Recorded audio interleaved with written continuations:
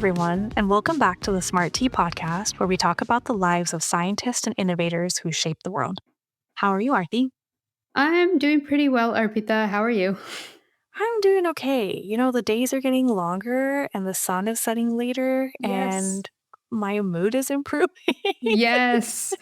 We're getting out of that seasonal depression Oh, it's so finally. true.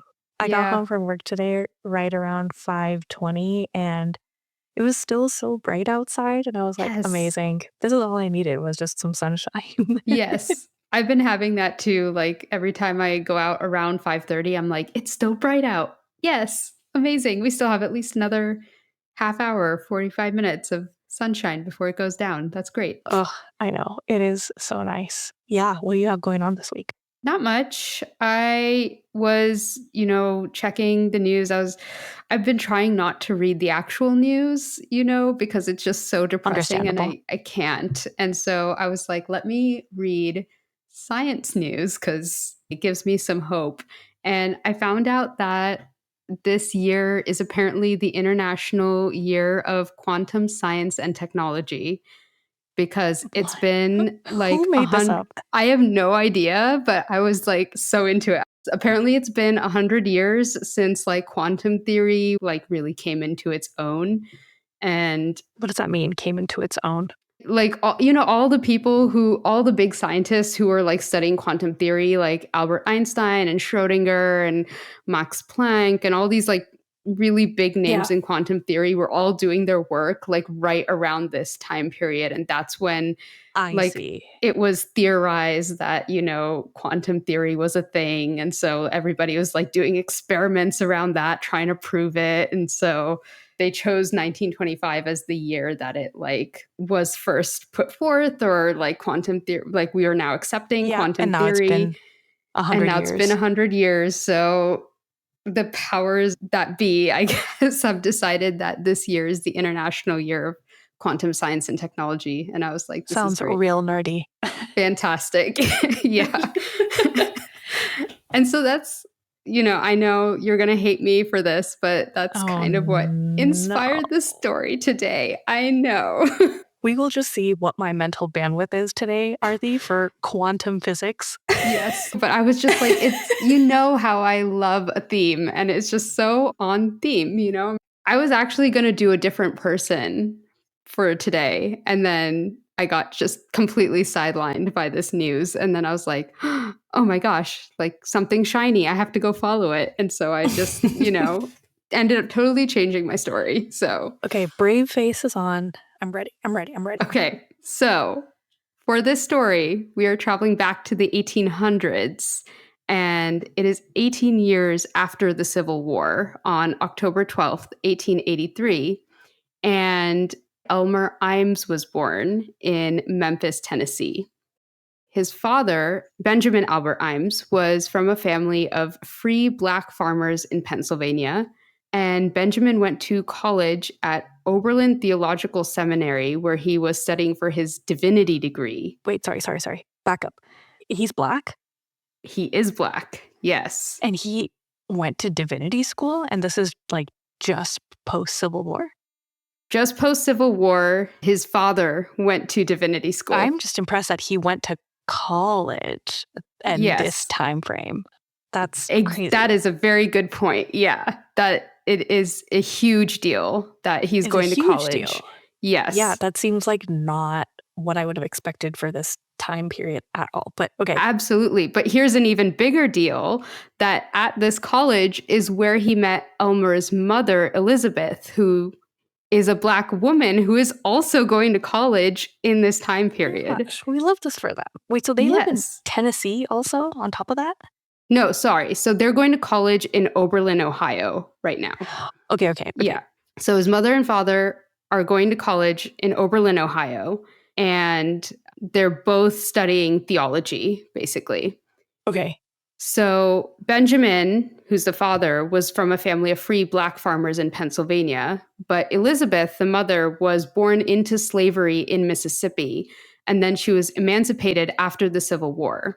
And then she went to college. That's insane. Yeah. So she's also a theology student at Oberlin, and they met each other. And then in 1880, Elizabeth and Benjamin graduated and got married, and then the two of them started their lives as missionaries teaching Christianity to former slaves in the South. Wow. So Yeah. impressive. So, as missionaries, the family moved around a little bit. And so, Elmer, like I said, was born in Memphis, Tennessee. But then he grew up and attended grammar school in Oberlin, Ohio. And then he attended the Agricultural and Mechanical College High School in Normal, Alabama. And it sounded to me like that was a little bit more of like a vocational school that was geared towards training Black people to work in specific trades. But since Elmer's father was college educated, he supplemented his education by teaching him classics like literature and history. Cool. And Elmer was also the eldest of three brothers, and all of them grew up to be like amazing people. So the middle son, Albert, became a successful businessman, and the youngest brother, William, followed in his parents' footsteps and became a renowned theologian and civil rights activist. So all three brothers, amazing. This is already so impressive. Yeah. So there weren't a lot of like really specific details about Elmer's childhood, but like given the time period and the fact that he was growing up in the South, it's pretty safe to say he was probably growing up around many very recently freed slaves who were now facing like a ton of discriminatory Jim Crow laws. But like you kind of hit upon, he's in this very unique position because both of his parents are college educated, and they had the means and the ability to give their kids good educations and like kind of open them up to opportunities that many others in the Black community didn't have at the time. So as far as Black people post Civil War go, he's very, very lucky. Totally. Like, I can't imagine anything about this is easy, but it does seem just, I mean, beating all odds for not only him in this time frame to go to college and all of his brothers, but also both parents. And his mom was born a slave. Like, that is, Yes. you know, They're doing really well for themselves, this family. So, thanks to his well-rounded education, after high school, Elmer got into Fisk University in Nashville, Tennessee, which is a historically Black college. And he studied for his bachelor's degree in physics there, but he also took a number of classics classes, including English literature, Greek, Latin, Spanish, ethics, and sociology. So, it's very, very well-rounded education. I tried to get out of all my GEs, so can't relate. Oh, really? I think my GEs were the only thing that made me pass college.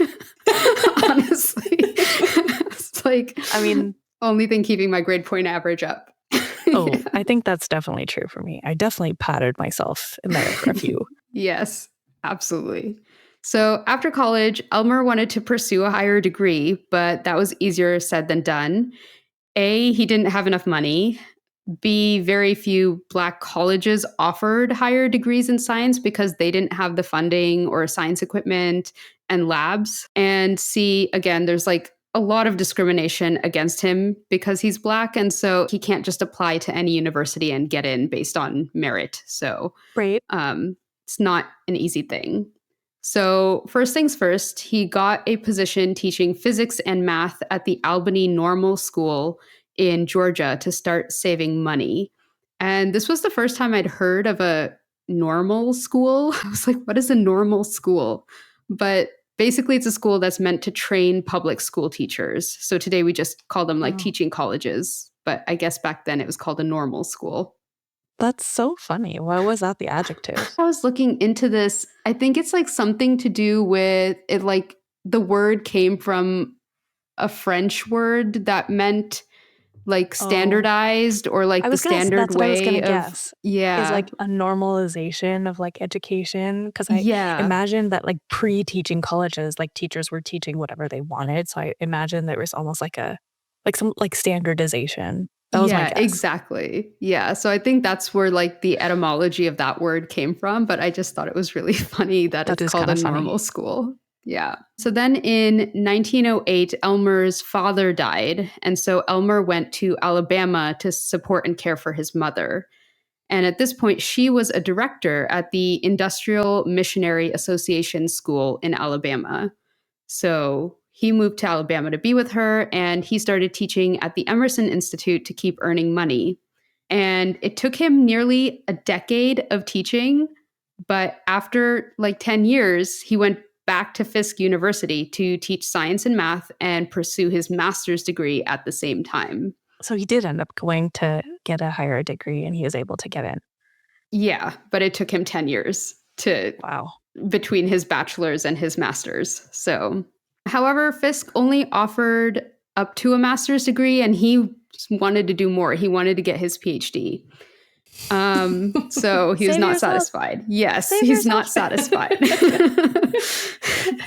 And the US is still heavily segregated. So Elmer's options for higher education in the South were pretty much non existent. But there were more opportunities in the North, and the University of Michigan at Ann Arbor was a little bit more open minded and more inclusive. There was a catch, though.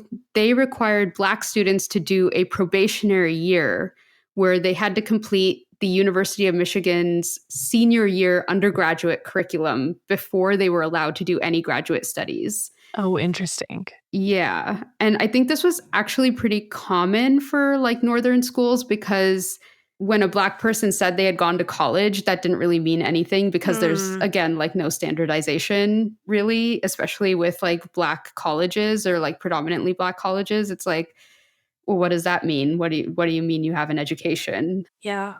I guess post GRE they had to, or sorry, pre GRE they had to figure out a way to get everyone on the same level. Yes. So in 1915, Elmer was able to transfer schools. He had to complete that probationary year of undergraduate school, and then he was chosen as a graduate fellow under Professor Harrison Randall. So Harrison Randall was a leader in spectroscopy. And so Elmer's thesis was to design and build higher resolution infrared spectrometers. Okay, so here's where we're going to spend some time breaking down the science. So, spectroscopy is basically when scientists study the interaction between light and matter. And when I say light, that light can come from anywhere on the electromagnetic spectrum. So, anything from like long waves with low energy, like radio waves and infrared light, to visible light, which is all the color wavelengths that we can see, and then waves with much shorter wavelengths and higher energies like ultraviolet and X-rays. Uh-huh.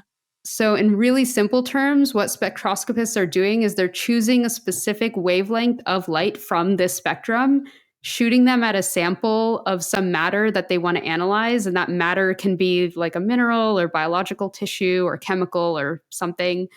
And they study the interaction between the light and that sample of matter. And different things can happen when they do that. So the light can either be absorbed by the matter, it can be transmitted through it, or it can be reflected off of it.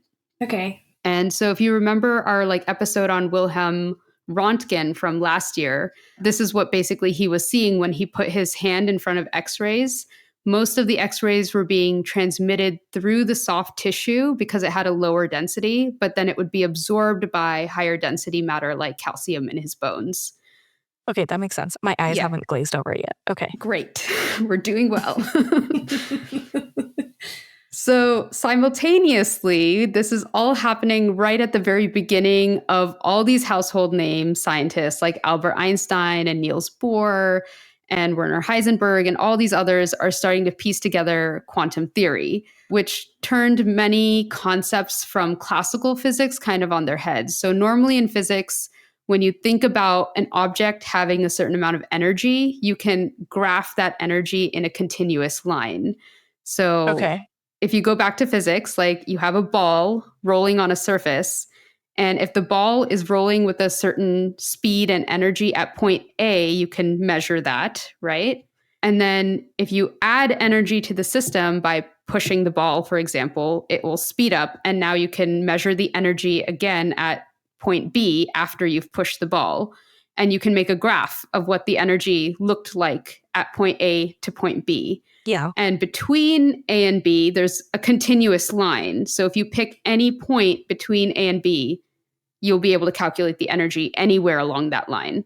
Because at any point there is some energy. There's something going on. Yeah. So you Right. can look at it at the ball at any point and you'll be able to calculate what's happening with the ball at that point in terms of energy.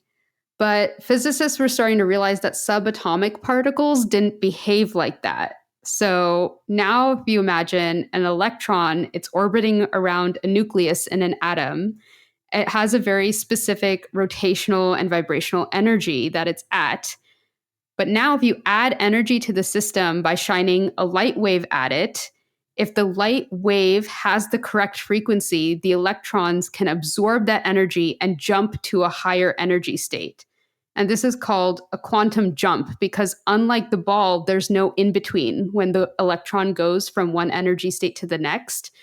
You can't like measure what's happening between that jump. It's just level 1, level 2. That's it. There's no level 1.5. There's no level It's not 1.623. continuous. It's not continuous. They're discrete levels. Is this orbitals or no?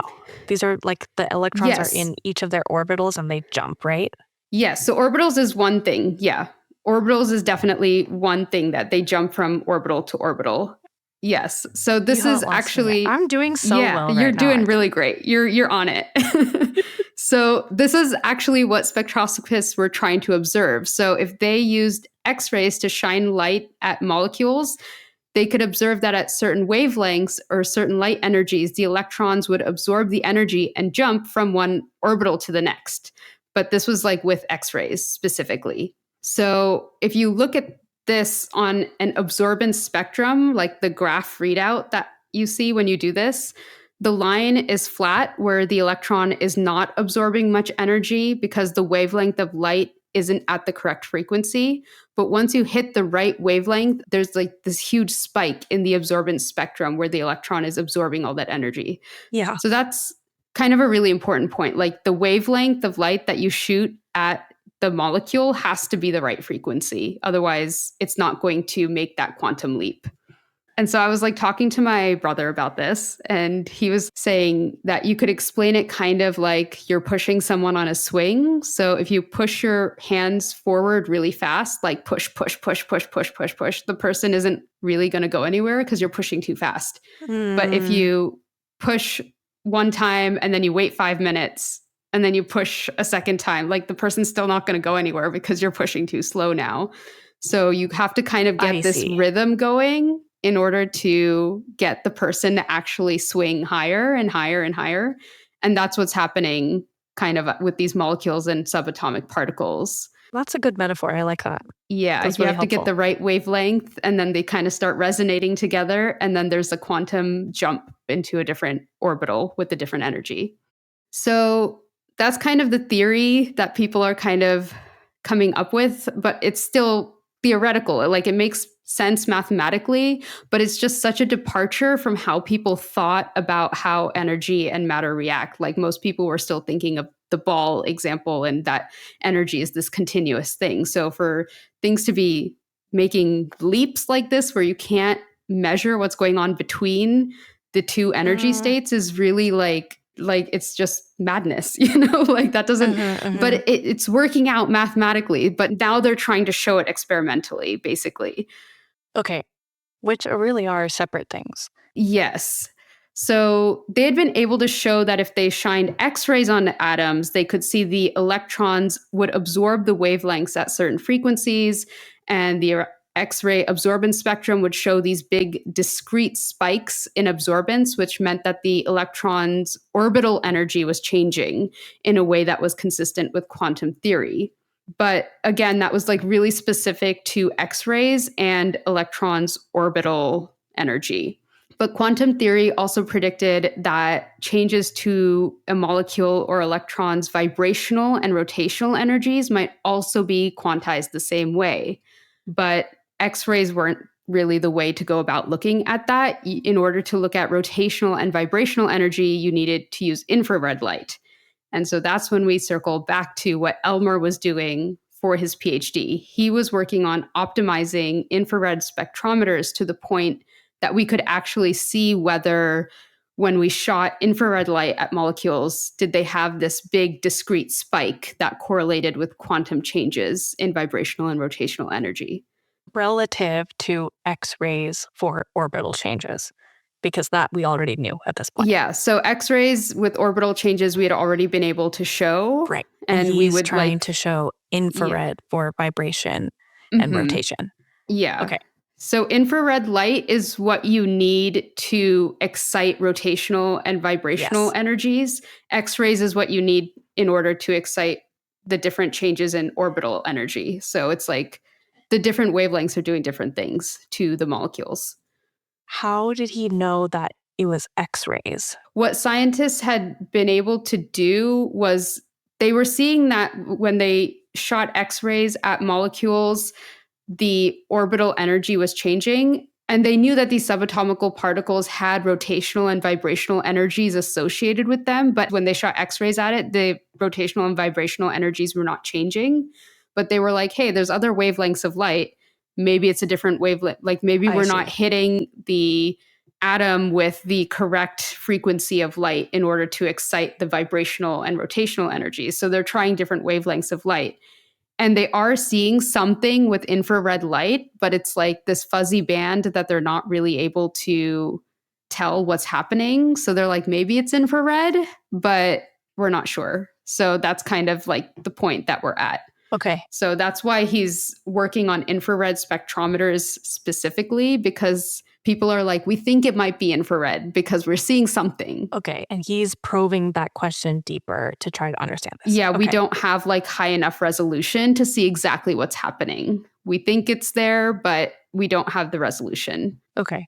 So, Elmer was the first scientist to conduct these very high precision experiments where he looked at three diatomic molecules. So, he looked at hydrogen chloride, hydrogen bromide, and hydrogen fluoride.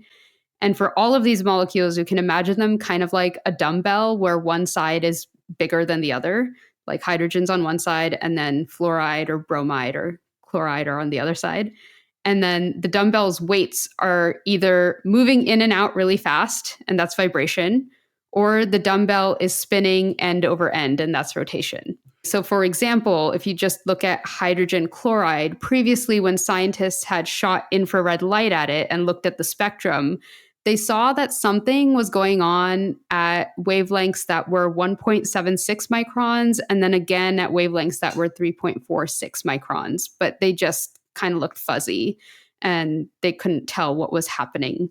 When you say it looks fuzzy, is it on that output where you're charting all the peaks? Yeah, so you're instead of seeing peaks, they're just kind of seeing like a lump and they're I see. like, Okay. okay, something's happening. Yeah. Something is, but they haven't gotten all of the parameters quite right to be able to get really crisp data. Okay. Yeah. Yeah, they're not seeing peaks. They're seeing like this very broad kind of curve or lump. And they're like, okay, something's happening there. We're not seeing peaks the same way that we're seeing with the X rays and orbital energies, but there might be peaks. We just don't have the resolution. So in 1916, Elmer constructed a series of infrared spectrometers with constantly increasing resolutions in order to look at these curves or these lumps in the spectra more clearly. And with his final spectrometer that he built, he was able to see that at 3.46 microns, there were 12 pairs of peaks, which corresponded to increasing vibrational and rotational energy levels. And the band at 1.76 microns resolved into 8 pairs of absorbance peaks, corresponding to decreasing energy levels. Why are there pairs? That's a good question. He did not know at the time, but someone figured it out. So I will let you know. But this was experimental proof, first and foremost, that vibrational and rotational energy of the molecules was indeed quantized. So this was like the first proof of that. Okay, so you could see he got peaks basically. Is a Yeah, he summary. got peaks. We got peaks. Yes. And this was huge because it was one of the first experimental verifications of quantum theory that showed that it could be applied not only to X rays, but across the entire electromagnetic spectrum. And also not only just to orbital energy states, but vibrational and rotational states of molecules as well. So it really opened up this like huge, like, wow, quantum theory is this broad thing that goes across the electromagnetic spectrum, and also like all these different energy states that these molecules have.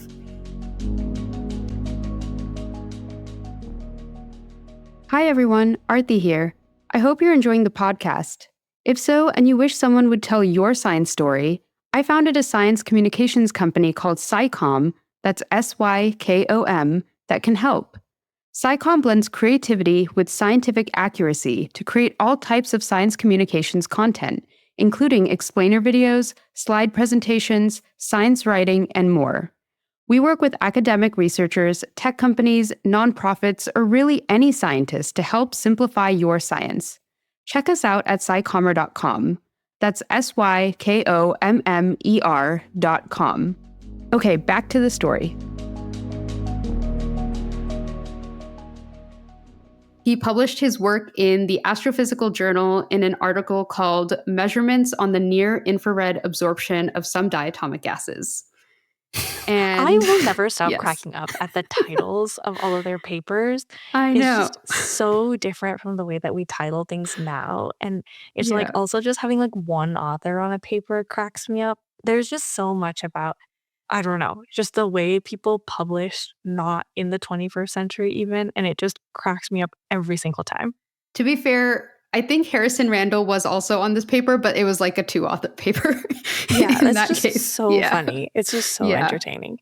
Okay, and this work laid the foundation for many scientists to be able to study molecular structure by calculating things like the bond distance between the hydrogen atom and the chlorine or the bromine or whatever was on the other side of the molecule. But also, you were asking about the pairs of peaks. Why are there pairs of peaks? And he didn't know why. But another scientist figured out that it was because he was studying hydrogen chloride, and chloride actually has two isotopes. Two So, isot. yeah, so the Oh. two different peaks were for the two isotopes. And so scientists were able to like refer back to his graph and be like, oh, yeah, his graph shows that. Like, it makes sense. That does make sense. Yeah. So, in biological studies, even if they're really basic science, you can understand why these discoveries and mechanisms are important to the world. Hmm. Why do we care about quantum physics? Yes, that is a good question. That I was also kind of like, why do we care? And Because okay, like in like yeah, biological sciences, I can understand this a lot, right? Like there's a lot yeah, of like pharmaceutical implications, understanding different mechanisms can help us understand different diseases and like even at a really small level, even things that we like stumble upon from a molecular perspective can help us hmm, understand lots of different things about how life works. yeah, I can understand that. Even some bench research where I'm just like, what are you guys doing here? Like yes, I can still understand the long-term implications. yeah. I'm having a hard time understanding the implications here. Well, I think there's a lot, and like really the person to ask or maybe not ask is my brother because he will wax poetic about this until the end of time. No, I'm But sure there's an answer. I just wanna know what it is. no, absolutely. Because I think with this kind of knowledge, you can, first of all, figure out the structure of a lot of chemicals, Uh-huh. and you can figure out how these chemicals are interacting with, like, what makes them excited. Like, things like electron carriers, for example, like how energy is transferred from one place to another place. Like NAD, NADPH, all of those things that we Uh-huh. learned in biochemistry, where like something is an electron carrier and it goes down this like electron transport chain. Like all of this wouldn't have been able to really been figured out without knowing this kind of stuff, like knowing that Mm, electrons okay. could get excited, they could get transferred, like the electron bounces from one orbital to the next or has this certain rotational energy. Also, like, I don't know if this is like falling into that category, but like the reason microwaves heat up food is because the microwaves hit water at the correct rotational energy. And Oh, that's I see. like, it's like flipping the water back and forth, and that friction is causing the heat. So it's like, there's, I think, really, really broad implications for this. So maybe the answer to my question is what doesn't it implicate? Yes. Yes. Exactly. It's like Okay. everything. Okay, Yeah. I buy that. Yes. And again, I'm like not the right person to ask about this. Like my brother's a chemical engineer and he would just be like, "Oh my god, that was such a bad answer. Like it has everything to do with everything." Like, okay. Oh, I have another answer. Didn't we when we talked about Teflon, and we talk about all of the ways that a Right. lot of these different chemicals interact with each other and create new Mhm. materials of like material science or Yes. adhesives or Yes. different textiles. And my brother works on catalysts right now, so he's doing like how can we break down plastics with like better catalysts that, help reactions move forward faster. So he's like really into chemical structure Mm, and like these kinds of things. He does spectroscopy all the time, so that's why I was asking him all this stuff. I see. Okay, so after Elmer figured this out, he became really well known in physics circles. In addition, he became one of the first Black people to be initiated into the Sigma Chi Honor Society for Scientists and Engineers. And when he graduated in 1918 with his PhD, he was only the second Black man in America to have done so. I believe it. Yeah, the first was Edward Boucher, who had gotten his degree in physics also, but it had been over 40 years earlier in Oh my 1876. god. Wait, Yes. when did the Civil War end? What was it, like 1865 or something? Somewhere around there. 1865. So Oh, this nailed it. person got his PhD less than 5 Edward years after the Boucher. Civil War ended. That's crazy. Yes, Edward Boucher got his in 1876. Yes. However, despite these accomplishments, Elmer was still met with a lot of discrimination, and so he had very limited professional opportunities after graduating. By this time, he's 36 and he's looking for work, and he had heard that New York had a strong Black professional community. So he moved there and he was starting to work first as an engineering consultant. And then he worked for some engineering firms where he was able to obtain 4 patents for devices or methods used to improve measurements of magnetic properties. But in the meantime, he started becoming acquainted with all of these really amazing Black scientists and artists who were all part of the Harlem Renaissance that was going on at the time. Mhm. It's really funny because I'm, like, not a history buff, and Hmm. dates in my brain mean nothing to me, and so when we Yes. learn about all of these different scientists being contemporaries with each other, I'm like, "Oh my gosh, that's so cute, you all lived together at the You all same know each time." other. Or, like, Yeah. you talk about the Harlem Renaissance, and the Harlem Renaissance exists in a vacuum, and I'm like, "Oh, it Yes. actually does exist on the continuum of time, and so it does I Yes. don't know, that's a very silly point, but dates really just don't mean anything in my brain, and so when we talk about how each scientist fits in with these broader historical landscapes, I'm always, like, very fascinated. Yes. I was, like, really excited when I started reading this part too. Like, when I got to this point, this is where I kicked in. Like, I was like, "Okay, bye, brother. Thank you so much for your science." This is where I shine because I was like, "Ah, Harlem Renaissance. I remember Yeah, learning about that, and oh exactly. my gosh, he was involved in that? That's so cool. Like, But, like, this is the amazing." art and the Yeah. music and yeah, yeah, yeah. Yeah, and I just love how it goes to show that, like, he's so influenced by it and so, like, Mhm. part of it. He is not existing in a vacuum, he's part of this, like, big movement Right, that's happening in right, New right. York. Exactly. And this is where he met Nella Larson, and I love this because you know how we complain all the time that there's, like, not a lot of information about these scientists' spouses or, like, families, because, like Yeah, they just so appear in the story. yeah, they just appear, but, like, this was not the case in Nella's case. So Nella was a very well-known poet and novelist, so she has her own Wikipedia page and everything, like, so many sources of information about Nella Larson. So I was like, Love that. "Yes." So her work as an author has been extensively studied, and she has been called, quote, not only the premier novelist of the Harlem Renaissance, but also an important figure in American modernism, end quote.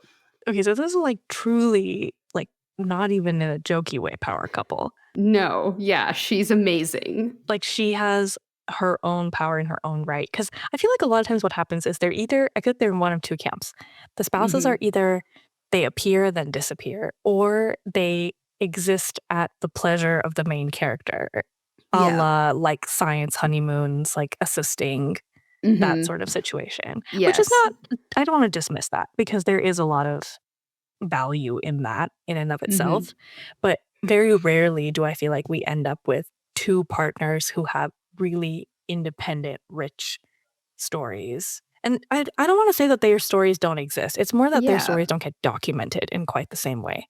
Yes, and especially in this time where I feel like it was still kind of like the wife was meant to be the homemaker and Right. kind of support Right. her husband, but she's like, "Nope, I've got my own thing going. I'm my own person." So, a little bit more about Nella. She was of mixed racial descent. Her mother was a Danish immigrant and her father was a mixed race Afro-Caribbean immigrant. However, her father left her mother very early on, so then her mother married another Danish immigrant and they had a child together. So Nella's half sister. But now Nella is in this weird position because she's not fully black, but she's not Mm, fully white either. mhm, mhm. But her family's white. And so they're trying to move around in like white social circles. Nella's kind of sticking out, because she's not white.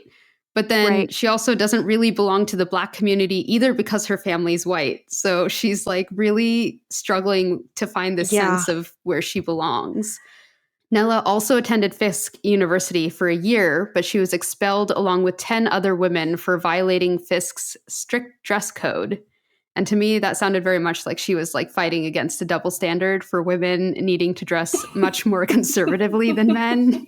I think that still exists, but yeah. Yes, absolutely. Still an argument today going on.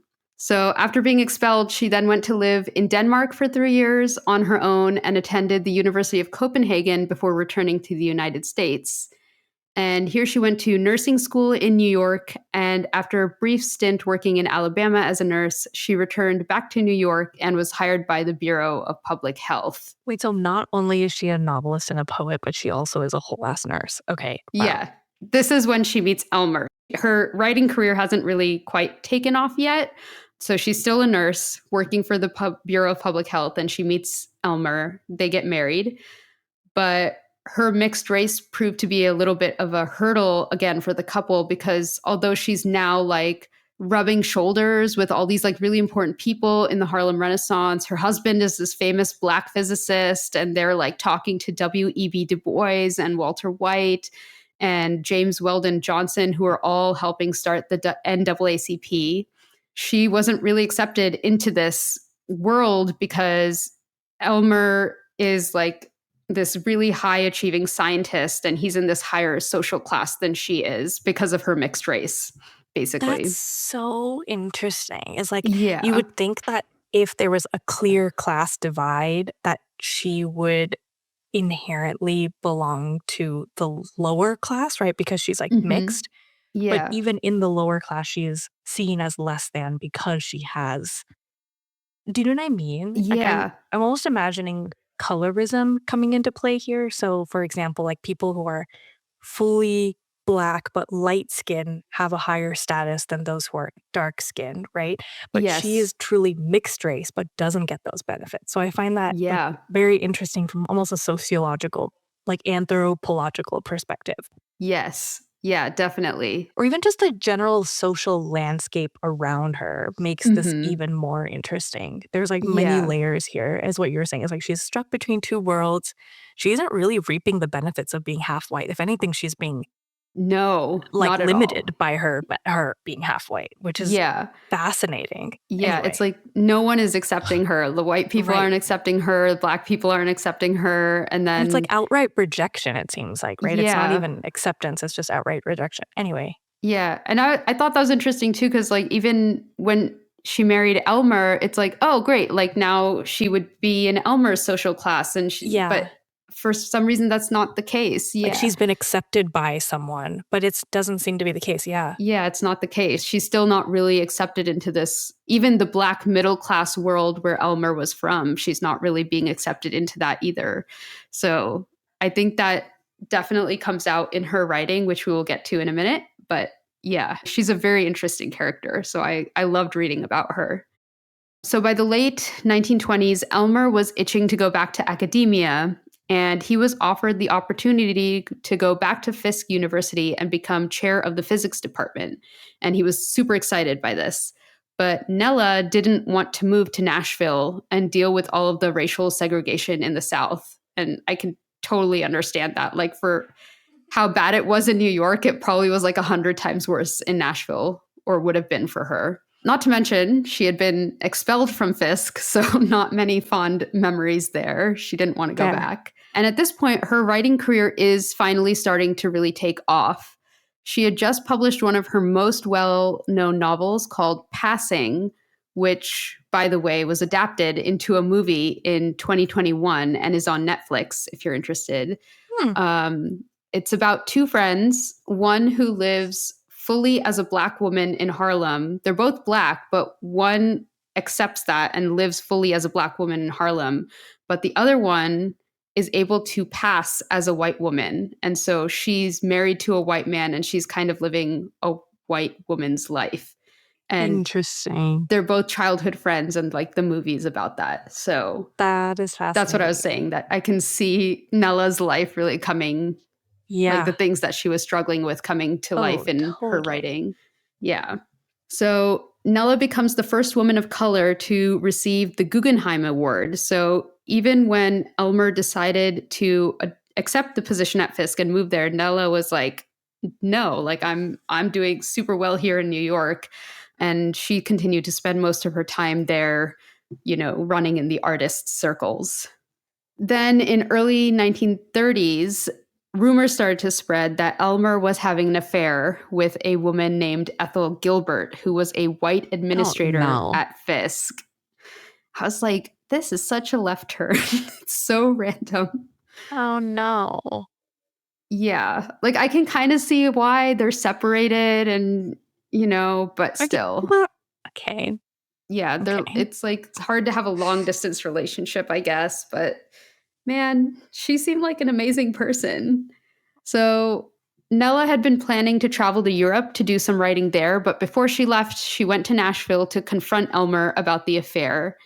And he fessed up and initially begged her not to end the marriage. But by the time she came back, both she and Elmer realized that the marriage couldn't be saved. So they divorced in No. 1933. Yeah. Oh, that's so sad. I know. I was really sad. I was like, you guys were the power couple, though. That's crazy. Wait, but she was white. That's kind of scandalous. It is, right? I was surprised by that too. I was like, Yeah, really? And people were that's okay with this. This I is don't think people were okay 1930s. with that. I would No. venture a guess that people were definitively not okay with that. But it doesn't seem like he faced that many repercussions for it. Like, just Yeah, reading ahead and knowing his story, it's like people didn't really hold, interesting. They like, just like didn't, glossed over that. yeah, they were just like, whatever. I feel like he would have been in, a lot of like potentially even legal trouble, right? That's I what my guess know. would I be. was like really surprised by it. And like people knew Yeah, about it, but they just like were like, whatever, we don't care. Or like they just that's accepted so it. odd. And I'm just like, that's so strange for the 1930s. That's like Yeah, very weird. interesting. Yeah. So now Elmer is working at Fisk as the chair of the physics department, and he was working on revising the whole undergraduate and graduate curriculums. And he was really focused on this for pretty much the rest of his life. He remained very active in the research community, but he didn't publish any more papers. So it was just the like couple of papers that he published during his PhD, and then that was it. And instead, now he's focused on giving students at Fisk everything they would need to learn physics. So, setting up labs and getting equipment so that they could actually conduct experiments. But he also believed that students should be given a more well rounded education. And this was probably in large part due to his own upbringing, where his parents had placed an importance on learning literature and history, as well as the time that he had spent in Harlem with Nella and all the other Black artists there. So he really thought that, being cultured was very important. And he borrowed a quote from another physicist, Wheeler Davy, who said, quote, "The study of mathematics and the fundamental sciences must form the backbone of the formal college curriculum of our ideal man. If he is to be truly educated man, he must not only have culture, he must not only be a gentleman, he must also know the physical sciences and their applications. And he will find, too, that the sciences have a cultural value at least equal to that claimed for the classics and humanities. For he will be able to see the greatest beauty ever revealed to man, the beauty of the forces of nature, end quote. So it's super important to Yeah. him. I do feel like that matters a lot, especially for this time period, because the parents went to school for divinity. And, like, Hmm. truly, in the majority of history, people were going to pursue higher education. They were priests or religious, like religiously affiliated. And things like science didn't come until much later. It was like literature, Latin, all of these things that were considered more classic education. And so I think that fits quite well, because people didn't really think about science as something that fit into higher education, I think, until much later, which is funny in Yeah. the way we think about it now, where I feel like science is almost like at the top of that list. Like science and Yeah. math would be higher up at that relative Yeah. to English, for example. You know what I mean? Like the clout Yeah. that it would convey is really Yes. different. And it's almost like the pendulum has swung entirely in the other direction.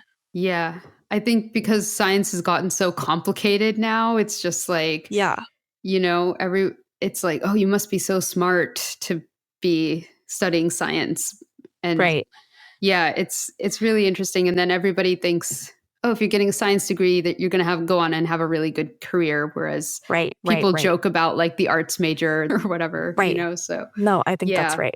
But Elmer like really thought that these two kind of sides of like classics, humanities, English, literature, like the arts, and then science and math and physics, they needed to be kind of melded together in order Mhm. for people to really have a good understanding and a good education and be really thought of as educated. You can't just learn one or the other. You need to have both in order to be considered educated. So, because of this, he developed a course called Cultural Physics, which basically was a history of physics throughout the ages, starting with ancient Greece and going all the way up to the 20th century. And he was also highly involved with Fisk's annual Spring Arts Festival and was in charge of the film equipment at the university. So, That's like truly a Renaissance man. a Harlem Yeah. Renaissance man. Yes, Yes. seems like someone who really did enjoy their GEs in college. He really did. And in general, he developed a really good reputation for himself. Students started looking up to him as almost a father figure, and many of his students went on to earn their own doctorates.